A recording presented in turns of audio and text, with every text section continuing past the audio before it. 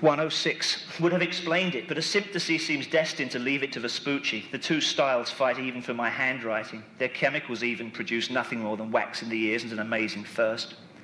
That seems to even things for those who regard it as a balance or think the wind blows one way. The third day of our voyage was perilous. Multitudinous seas incarnadine. But the small craft that came out to meet us contained us and went sailing into the sunset, carrying only 10 pages of my logbook, 106, 291, 298, 301, 345, 356, 372, 399, 444 and 453, slightly charred by the slow, still, silent instant. And it was in that same instant, as everything is, that we recognised that in addition to our normal crew, we had a stowaway, the author of The Incredible Max, who, alone and unaided, had, on a long string, hauled the dinghy Automatic Writing out from Deus Ex Machinette. Or how else could he be explained? The eloquence of his moustache, you will understand, bulged neatly over and under his belt. He spoke of himself as ceaselessly sweeping up the leaves that fall from the trees. We tried to tell him about the other seasons. Fall down, spring up, we made him repeat. Fall down, sweep up, beep. 291. Beep, beep, beep, beep. Or the pages, or the faces in the tree silhouettes at night. Around us was the countryside of Whimsy, where, huddled around leaping orange fires, the natives let their cigarettes dangle unlit in their mouths, thinking only petrol or butane could light them. Stripping bark from each native to reveal our track, we followed one string of dulcimer notes after another.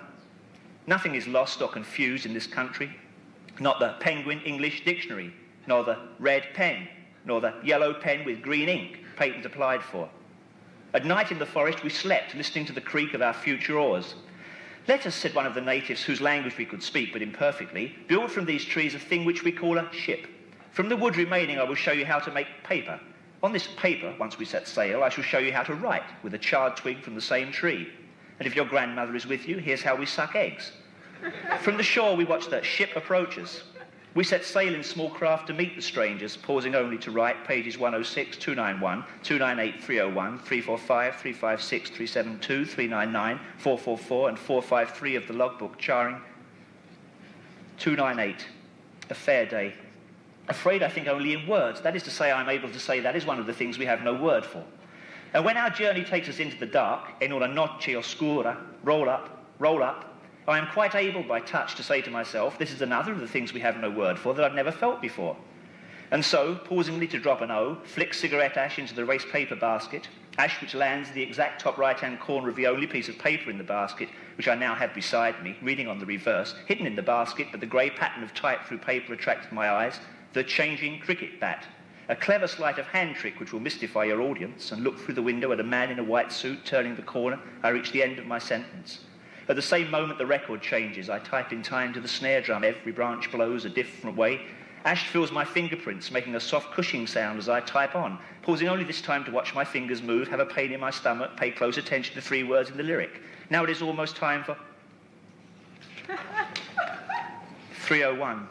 Or indeed, as an out-of-space static, I am writing perhaps the story of Atlantis.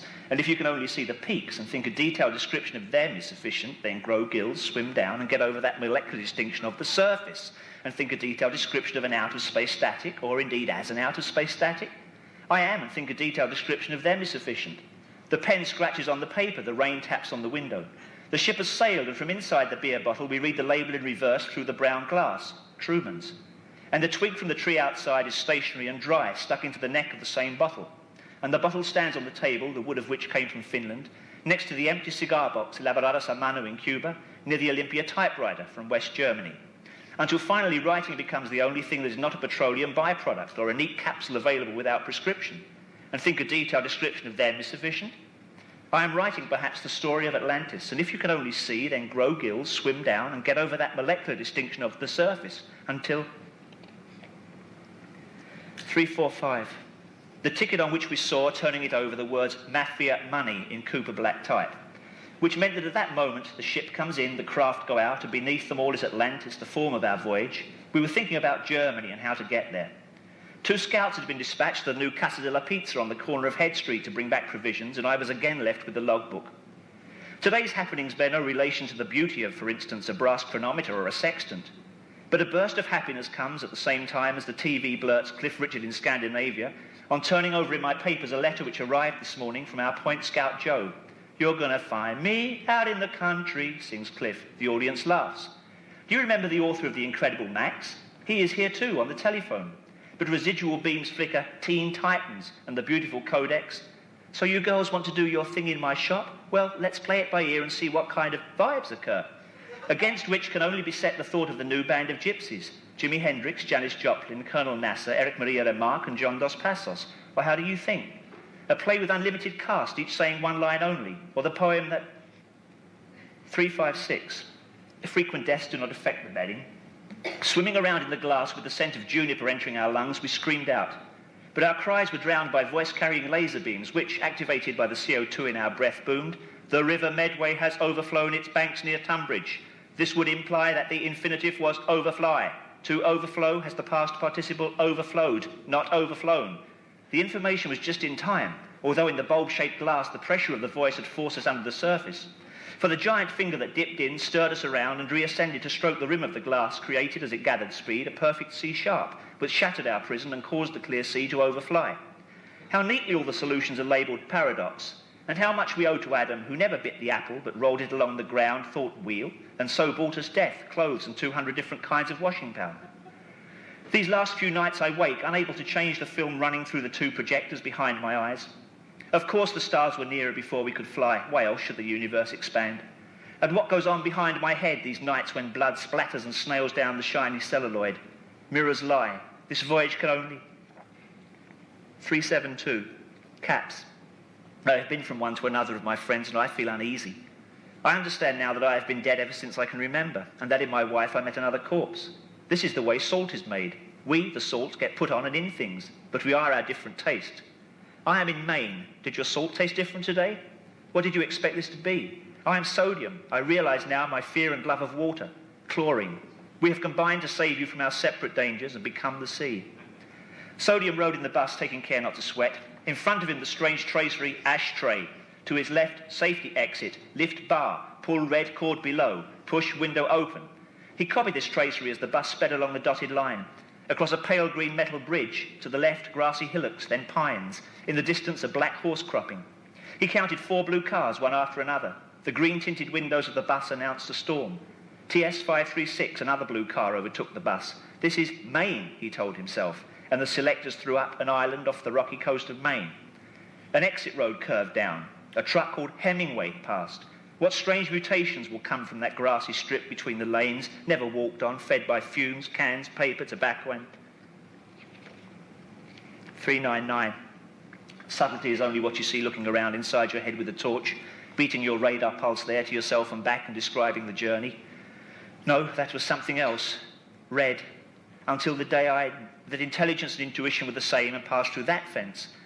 The word I choose so precisely becomes next day the key word in an advertising campaign to sell a brand of stockings, because the word means what comes to mind first.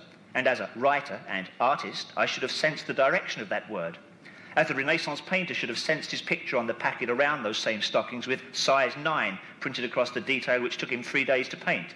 Because the stockings are always been there, and we are all useful. And the packet was one of the things for which he painted the picture. Like the con of ecology, which has been fed and fattened to keep your mind off by clean machines. So long as we are all satisfied that matter cannot be destroyed, it is a closed world. Art says only, this is how I do this, and a form can be used once only. He planted that word 20 years ago so that its weight is now exactly right. That's the message of culture, the real cold science. The last message to come through on the old transmitter was, electricity will stop.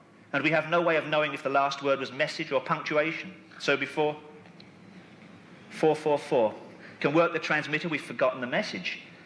The card retrieved from the bottle floating by said only, "Oh, how you grow." And as we stared, a foresight appeared above the O, and it became the muzzle of the rifle whose butt, as the picture tilted, was cracking Rosa Luxemburg's skull.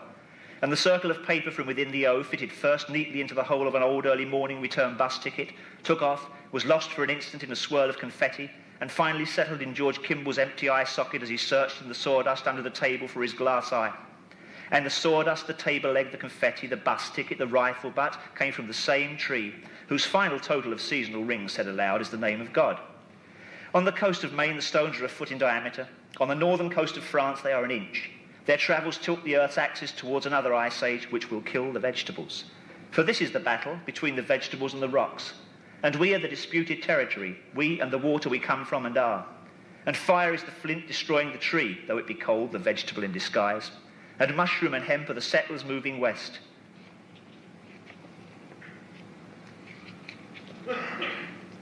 "453. I'm not going to make it to the lift in time, nor change my name, and the dialogue echoes off the walls of the set. It's the front room, and the Queen's picture flickers into a limp book called Jimi Hendrix, because all books are dead and we live where the edges overlap. The material is transparent, but the seam is already ripping down from Orion. And I am busily sweeping up the last few words in a country without an ear, whose artists are busy filling in the colours they've been allocated in the giant painting by numbers picture of themselves, because they think an interview with the man, now a physicist in Moscow, who was the boy on the Odessa steps, makes a connection. Full moon, high tide, because it's all gesture and nobody ever talked in words.